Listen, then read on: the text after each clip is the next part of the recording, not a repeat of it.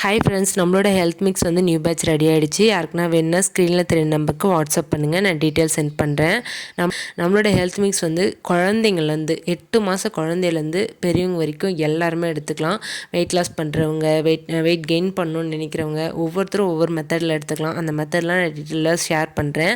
Weight loss பண்ணணும்னு நினைக்கிறவங்க எதர் breakfast R dinner வந்து ஒன்லி ஹெல்த் மிக்ஸ் மட்டும் சுகர் ஆர் மில்க் இல்லாமல் கொஞ்சமாக உப்பு மட்டும் போட்டு காய்ச்சி குடிங்க. சூப்பராக ஹெல்ப்ஃபுல்லாக இருக்கும். நம்ம வந்து ரொம்ப ஃப்ரெஷ்ஷாக ஃபீல் பண்ணுவோம். அன்றைக்கி டே ஃபுல்லாக ரொம்ப ஆக்டிவாக இருப்போம். கண்டிப்பாக ட்ரை பண்ணி பாருங்கள். நான் ரெடி பண்ணிவிட்டு வந்தோடனே விக்ரம்காக சத்துமாவு கஞ்சி ரெடி பண்ணேன். Hi friends, welcome to MSV family. இன்றைக்கி வந்து எல்லாருக்கும் ரொம்ப பிடிச்ச உண்டியல் அன்பாக்சிங் வீடியோ தான். இந்த உண்டியல் வந்து ஒரு 4-5 மந்த்ஸ்க்கு முன்னாடி உடச்சி எடுத்துட்டேன். அதுக்கப்புறம் வேறு உண்டியல் வாங்காததுனால இதே உண்டியல் வந்து ரொம்ப நாள் சேவ் பண்ணாமல் இருக்கக்கூடாது இல்லையா, வாங்கணும்னு நினச்சிட்டே இருந்தேன். பட் வாங்க முடியல. அந்த டைமில் சரி இதே யூஸ் பண்ணிக்கலாம் அப்படின்னு சொல்லிட்டு இந்த மாதிரி செல்லோ டேப் போட்டு ஒட்டி யூஸ் பண்ணேன். அது ஃபில் ஆகிடுச்சு. இது ஃபில் ஆகியே 1 மந்த்துக்கு மேலே ஆகுது. நான் திருப்பதி போகிறதுக்கு முன்னாடி வீடியோ சொல்லியிருந்தேன் இல்லையா, அப்போவே ஃபில் ஆகிடுச்சு. பட் இப்போ தான் ஓப்பன் பண்ணுறேன். அதுக்கு இது ஃபில் ஆன உடனே சரி இந்த டைம் வந்து இந்த உண்டியல் வாங்கியாச்சு. வியல் வந்து அவங்க தாத்தா கூட போயிட்டு வாங்கிட்டு வந்துட்டாங்க இந்த உண்டியல். இதுலேயும் ஆல்ரெடி நான் சேவ் பண்ண ஆரம்பிச்சிட்டேன். பட் இது இப்போ ஓப்பன் பண்ண மாட்டேன். இது ஃபில் ஆனதுக்கப்புறம் தான் நெக்ஸ்ட் இது ஓப்பன் பண்ணணும். இப்போ வந்து இந்த உண்டியல் ஓப்பன் பண்ணி இதில் எவ்வளோ காசு இருக்குதுன்னு பார்க்கலாம். நான் வந்து ஃபுல்லாக ஓப்பன் பண்ணிவிட்டு காட்டுறேன். என்னோடய சேனலில் ஹையஸ்ட் வியூஸ் போனதே நான் ஃபஸ்ட்டு ஒரு உண்டியல் ஓப்பன் பண்ணி வீடியோ போட்டிருப்பேன். அதுதான் ஹையஸ்ட் வியூஸ் போயிருக்கோம். அந்த வீடியோவில் கூட ஒருத்தவங்க அது ஆக்சுவலாக 1.5 வருஷம் சேவ் பண்ணது 11,000 சேவ் பண்ணியிருந்தேன்னு சொல்லியிருந்தேன். அதுக்கு ஒருத்தவங்க கமெண்ட் போட்டிருந்தாங்க, நீ எங்கேருந்து சம்பாதிக்கிற என்ன ஏதுன்னு சொல்லாமல் நீ பாட்டுன்னு வீடியோ போடுற, ஃபஸ்ட்டு உன் வீடியோவை ஸ்டாப் பண்ணு, எங்கேருந்து உனக்கு வருமானம் வருது உண்டியல் சேவ் பண்ணுறதுக்கு அப்படின்லாம் சொல்லி போட்டிருந்தாங்க. நமக்கு வந்து செலவு இருந்துகிட்டே தான் இருக்கும். அது இல்லாமலாம் இருக்கிறதுக்கு சான்ஸே கிடையாது. பட் அதுக்காக நம்ம சேவ் பண்ணாமே இருக்க முடியுமா? நமக்கு ஏதாவது ஒன்று, எல்லாரும் என்னென்னமோ சேவ் பண்ணுறாங்க. நம்ம ஒரு உண்டியலில் அன்னன்னைக்கு கடைக்கு போயிட்டு வர செலவு சில்லற, இங்கே ஊருக்கு போயிட்டு வரும்போது கொடுக்குற சில்லற, பசங்க கையில் கொடுக்குற காசு எல்லாம் போட்டு வச்சு சேவ் பண்ணுறது ஒரு பெரிய விஷயமா? அதுக்கு அந்த மாதிரி கேட்டிருந்தாங்க. எல்லாரும் சம்பாதிச்சா மட்டும்தான் சேவ் பண்ண முடியும்னா அப்புறம் எப்படிங்க? எல்லாருமே சம்பாதிக்க முடியாதுல்ல. பெண்கள் எவ்வளோ பேர் வீட்டிலேருந்து எவ்வளோ விஷயம் பண்ணிகிட்டு இருக்காங்க. அந்த ஃபஸ்ட்டு உண்டியல் ஓப்பன் பண்ணி நான் சொல்லியிருந்தேன் இல்லையா, அதில் வந்து ஒரு 11,000 வந்தது. அதில் 6,000 வந்து என் அக்கா பொண்ணு ஃபஸ்ட்டு பர்த்டேக்காக ஒரு ஒரு கிராமில் ஜுவல் எடுத்து கொடுத்தேன், நகை எடுத்து கொடுத்தேன். அதுக்கப்புறம் மீதி 5,000 இருந்துச்சு இல்லையா, அதுதான் நான் இப்போ பண்ணிகிட்ருக்க ஹெல்த் மிக்ஸோட ஃபஸ்ட்டு இன்வெஸ்ட்மெண்ட்டுன்னு சொல்லுவேன். ஏன்னா நான் ஒரு விஷயம் பண்ண போகிறேன், அதில் லாபம் வருமா நஷ்டம் வருமா எதுவுமே தெரியாது. ஹஸ்பண்ட் ஒருத்தர் ஏர்ன் பண்ணி தான் வீட்டோட மொத்த செலவு, விக்ரமோட மெடிக்கல் எக்ஸ்பென்ஸ் எல்லாமே போயிட்டுருக்கு. அப்படின்னும் போது எல்லாத்துக்குமே அவரே டிபெண்ட் பண்ணக்கூடாது. அப்படிங்கிறதுக்காக நான் வந்து அந்த பிஸ்னஸ் ஸ்டார்ட் பண்ணும்போது அவர் கேட்காம நம்மளே பண்ணணும் அப்படின்னு சொல்லிட்டு நானாக அந்த இதில் காசு எடுத்து பண்ணது தான். இந்த மாதிரி தான் ஏதாவது ஒரு விஷயம் நம்ம பண்ணும்போது தான் நம்ம வந்து நெக்ஸ்ட் ஏதாவது மூவ் பண்ண முடியும். எனக்கு வந்து சின்ன வயசுலேருந்தே இந்த உண்டியல் சேவிங்ஸ் ரொம்ப பிடிக்கும். ஹஸ்பண்ட் கூட எனக்கு கிண்டல் பண்ணுவார். அவர் வந்து இப்போ வெளியே போயிட்டு வராருன்னு வச்சுக்கோங்களேன், என்ன சில்லறை எடுத்து வைக்கிறாரு இப்போ பாக்கெட்டில் இருந்துன்னா உடனே அந்த சில்லறை எடுத்து நான் உண்டியலில் போட்டுருவேன். அந்த சில்லறை கீழே விழுற சத்தம் கேட்டால் கூட நான் உடனே என்ன இருந்தேன்னா அந்த சத்தம் கேட்டால் உடனே வந்துடுவேன். அதுக்கு சில்லறை அடிச்சு சும்மா ஜாலியாக கிண்டல் பண்ணுவார் ஹஸ்பண்ட். பண்ணாலும் பரவாயில்ல அப்படின்னு சொல்லிட்டு நான் காசு எடுத்து உண்டியலில் போட்டுருவேன். எப்பவுமே நான் எப்போ எங்கே வெளியே போயிட்டு வந்தாலும் என் கையில் சில்லறையாக மீறுறதுல ஒரு 10-20 பர்ஸில் வச்சுட்டு மீதி வந்து உண்டியலில் போட்டுருவேன். அதாவது செலவுக்கு தேவைப்படும் அப்படின்னு வச்சோங்கன்னா எப்பயுமே உண்டியலில் காசே போட முடியாது. அப்புறம் நம்ம ஏதாவது ஒன்று போடும்போது மட்டும்தான் நம்ம சேவ் பண்ண முடியும். சேவிங்ஸ் வந்து ரொம்ப ரொம்ப முக்கியம். பசங்களுக்கும் அது சொல்லிக் கொடுக்கணும். சேவிங்ஸ் இல்லாமல் நம்ம எதுவுமே பண்ண முடியாது. பணம் தான் இந்த உலகத்தில் இப்போ எல்லாமே செய்யுது. எனக்கு வந்து பணம் ரொம்ப ரொம்ப ரொம்ப இம்பார்ட்டன்ட்டுன்றது எனக்கு தெரியுது. ஏன்னா எனக்கு வந்து இப்போ ஒரு 100 ரூபாய் இருந்தாலும் விக்ரம்க்கு என்ன வாங்கலாம் அப்படிங்கிற மைண்ட் செட்டு, இல்லை ஒரு 1000 ரூபாய் இருந்தால் 2 நாள் தெரப்பி போகலாம், அந்த மாதிரி யோசனையே தான் வரும் மோஸ்ட்லி. எல்லாம் நோட்டு காசுலாம் மேலே நின்றுடுச்சு. இந்த பொம்மை மாதிரி ஷேப் இல்லையா, அதனால ஒன்று நோண்டி எடுத்துகிட்ருக்கேன். மோஸ்ட்லி சில்லறை காசு தான் இருக்கும். 10, 20 சில்லறை அந்த மாதிரி தான் இருக்கும். அப்பப்போ இந்த ஊருக்கெல்லாம் போயிட்டு வரும்போது பசங்கக்கிட்ட 100, 200 அவங்க பாட்டி தாத்தா கொடுப்பாங்க இல்லையா, அந்த காசெல்லாம் வந்து அப்படியே போட்டுருவேன். அதை செலவு பண்ண மாட்டோம் இந்த உண்டியலில். இன்னும் ஒரு காசு மட்டும் இது வரமாட்டேங்குது.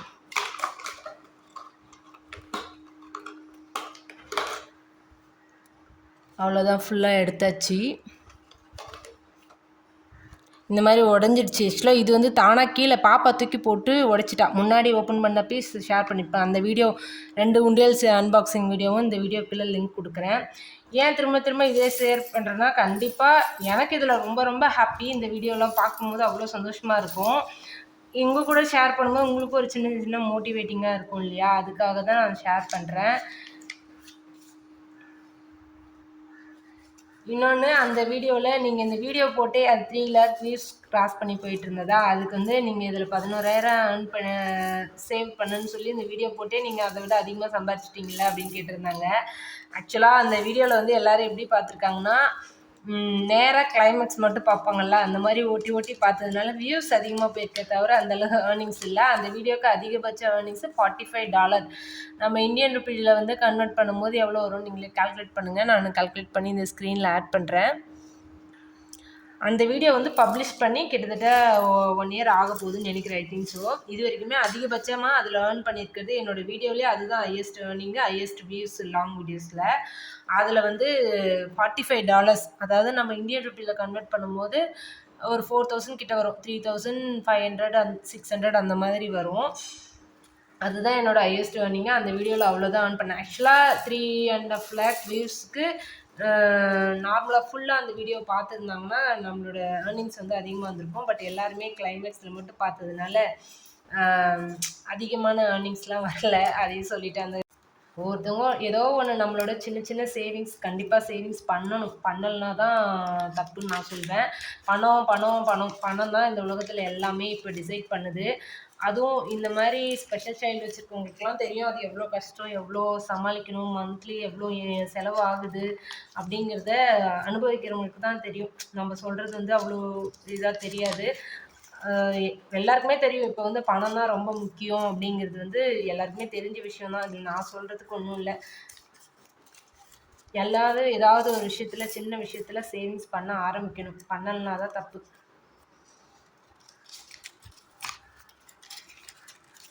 நம்ம இதில் எவ்வளோ இருக்குதுன்னு பார்க்கலாம். இது வந்து ஒரு 2 500 நோட் மட்டும் போட்டிருக்கேன். இது எல்லாம் ஊருக்கு போயிட்டு வரும்போது ஊரில் கொடுத்ததுன்னு நினைக்கிறேன். எனக்கு தெரியல எப்போ போட்டுன்னு. ஆனால் 2 தான் இருக்குது. நான் ஒரு நோட்டு தான் எனக்கு ஞாபகம் இருக்குது. இன்னொரு நோட்டு எப்போ போட்டேனே தெரியல.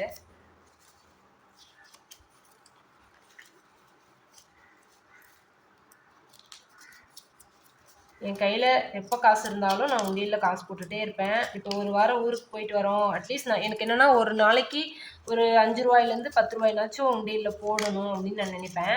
இப்போ சப்போஸ் ஊருக்குலாம் போகிறோம், ஒரு வாரம் 10 நாள் வந்து ஊருக்கு போயிட்டு வரோம் அப்படின்னா வந்தோடனே அப்போ அந்த கண்டிப்பாக ஊருக்கு போயிட்டு வந்தோம்னா ஏதாவது காசு கையில் கொடுப்பாங்க இல்லையா, அந்த காசை வந்து அப்படியே எடுத்துகிட்டு வந்து அது 100 200 500 எவ்வளோ இருந்தாலும் நான் அப்படியே உண்டியலில் போட்டுருவேன். அப்படி எதுவுமே கொடுக்கலனாலும் வந்தோடனே ஹஸ்பண்ட் பர்ஸ்லேருந்து ஒரு ₹100 எடுத்து உண்டியலில் போட்டுருவேன். அவருக்கு தெரியும் நான் சில்லறை அவர் பர்ஸில் சில்லறையே இல்லைன்னா ஒரு ₹10 ₹20 எடுத்து உண்டியலில் போட்டுருவேன். எப்படியாவது ஒரு விஷயத்தில் நம்ம ஏதாவது ஒன்று சேவ் பண்ணி தான் ஆகணும். இது வந்து நானே சம்பாதிச்சுலாம் சேவ் பண்ணல. இதெல்லாம் எவ்வளோ இருக்குன்னு எடுத்து வச்சுட்டு காட்டுறேன். நோட்டு கிழியாமல் இருக்கணும், கிழியாமல் உண்டியலில் போடணுன்றதுக்காக இந்த மாதிரி மடித்து போட்டு வச்சுட்டேன்னா அது வந்து எடுக்கிறதுக்கே ரொம்ப கஷ்டமாக இருக்குது. இப்போது கையை வலிக்குது. எல்லா நோட்டையும் எடுத்து வச்சுட்டு உங்கள்கிட்ட எவ்வளோ வந்துச்சுன்னு ஷேர் பண்ணுறேன். சில்லறை காசு நம்ம என்னெல்லாம் கவுண்ட் பண்ணலாம்.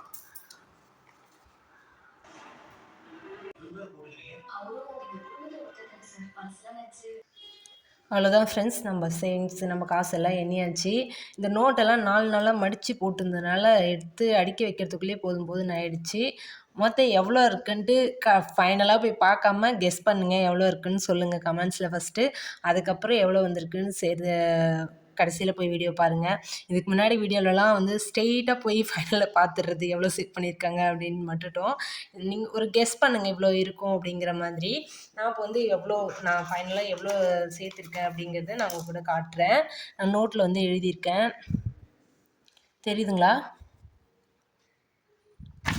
₹1 காயின்ஸ் வந்து ₹70, ₹2 காயின் வந்து ₹220, ₹5 காயின் வந்து ₹550, ₹10 நோட்டு வந்து ₹420, ₹20 நோட்டு வந்து ₹600, ₹50 நோட்டு வந்து ₹400, ₹100 நோட்டு வந்து ₹1100, ₹200 நோட்டு ஒன்று தான் இருந்தது ₹200, 500 நோட்டு வந்து 2 இருந்தது 1000.